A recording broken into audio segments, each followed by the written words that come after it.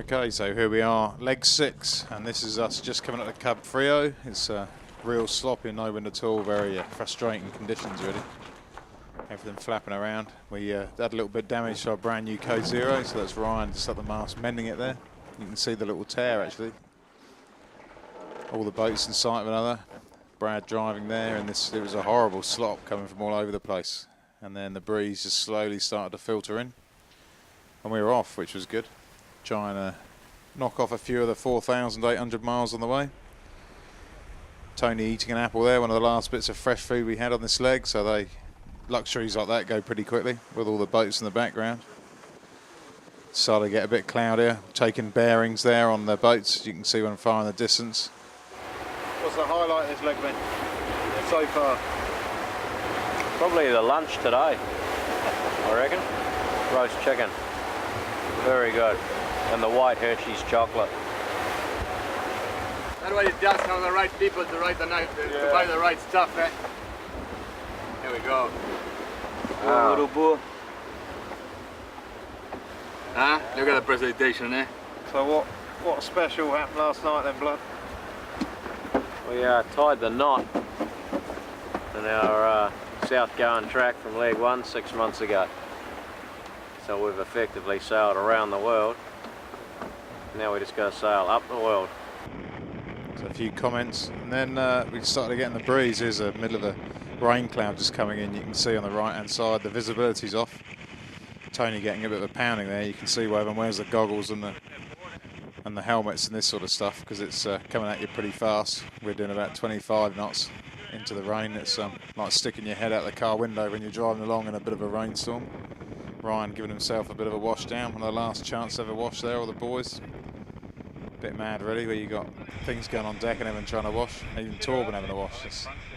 That's a bit of a surprise. There's a rain cloud on the screen there, and that's us approaching the scoring waypoint. So it was pretty late night. Fortunately, Blue's probably long gone, but we'll use the next 3,600 miles to try and catch them up. Catch them up we did. So this is just night time as we round there, and there's a bear away and hoisting the Code 3 spinnaker. Look out, Boston, here we come. Go Red Sox. That's right. Dave pretty happy to be on his way to Boston there to see his in-laws and wife and back to his second hometown.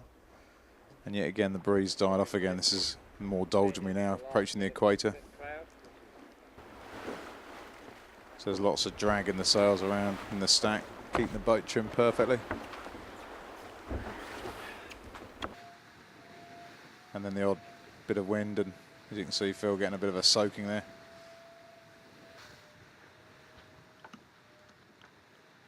Just preparing the between the Fro and the Code Zero. Essing it into the bag. You almost need one of those Egyptian snake charmers to get those sails in the bag.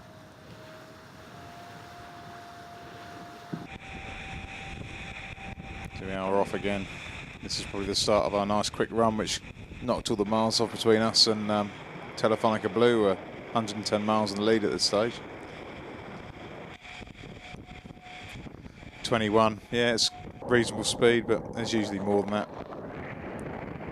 See the bow's pretty wet. Dave just getting some sort of fresh water in his eyes rather than salt water, because it makes your eyes sting quite a bit.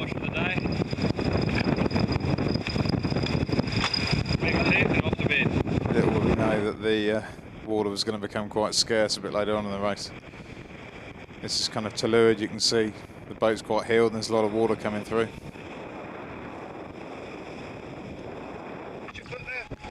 And one of the countless flying fish. He's been helping us with our headsail change. Today's a very special day, Nipper. What I have here is a package specially prepared by my children to open on this day, which is my 38th birthday. There's some goodies in this bag, which Stu was kind enough to circulate amongst the crew. I particularly like the pink lollipops, to be honest. They're a nice bit of chewing gum on the inside. Very big thank you to Amanda and the kids. This has made my day. Yay!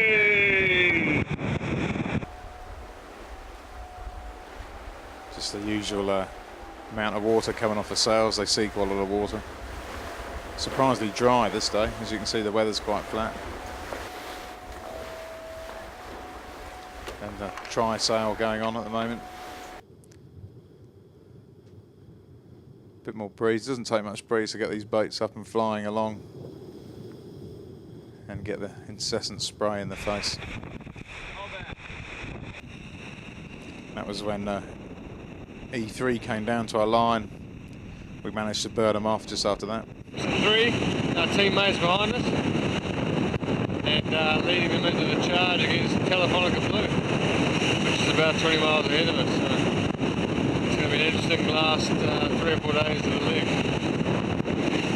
You can see we're kind of crossing the Gulf Stream there. There's the classic bits of weed you find floating in the Gulf Stream. Try sailing again and just having a check on the sheet and the clue there.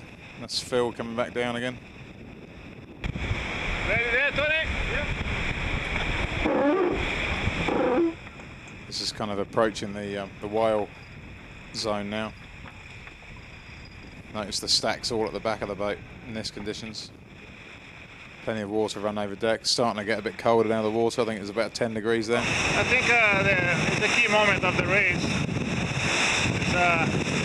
the position of this jibe. If you went too far away on the old tack, you do a longer road. If you went too early, you did it greedy, you can get light, so it's a very sensitive moment here. And it's good that other people don't know where we are, as we don't know where the Telefonica Blue is. That's Torben just talking about us being in stealth mode. You can see we jibed, the breeze picked up quite a bit in that part of the day. Situation in Dave, are we? Yeah. Quite a major one. What's that? Our water maker has blown up. So we lost the water maker, which was a bit of a pain. Hello, Fluffy. Got dinner there then, blood? Yeah, no, we're, it's budgie fritters for tea tonight. And a bit more live food on the boat, which is quite nice. Didn't make much of a snack, but it was good food all the same. No, you always find them flying around, coming to land when they're exhausted. And this is when it got light again, just coming very close in the finish, the last 100 miles. Those of us at night that can't operate without coffee, so there's secret pumps going on in the night for people making coffee. So it's about 40 minutes to fill a kettle to make 6 cups of coffee. Nights like last night where it was absolutely freezing cold, there were plenty of volunteers to come down and do 40 minutes of pumping. This is getting quite close in the finish where E3 started to come into us. We managed to extend on that a little bit, but they closed in again. It was a very tricky last day coming into the finish in Boston, where we had a sea breeze fighting a land breeze and a few whales to contend with. There's a few of it. The sea was dead calm. It was amazing, really. Just not sailing on a pond.